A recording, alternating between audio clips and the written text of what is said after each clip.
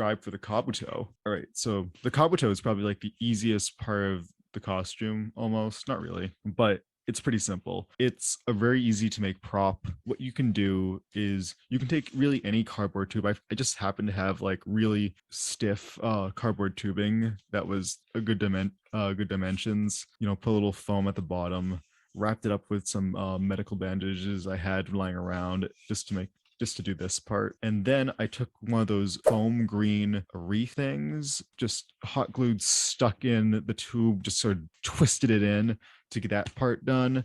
Then I took some craft foam to like do these little spokes and again glued it in. Then I took some rigid, not semi, not.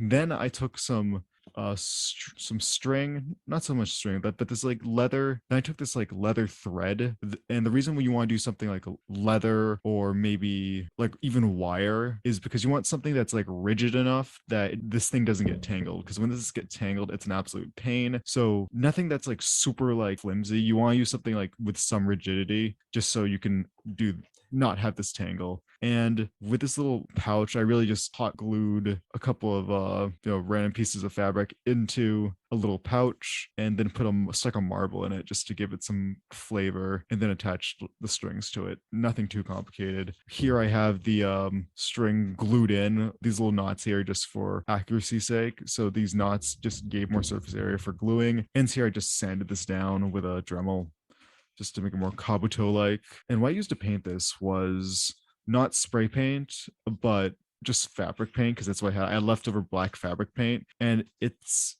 done a really good job. Like, it dries super quickly. I was able to do it super well without really priming anything, and then I covered it with Mod Podge just because I thought that was a good idea, and it's worked for a couple of years now. A big fan of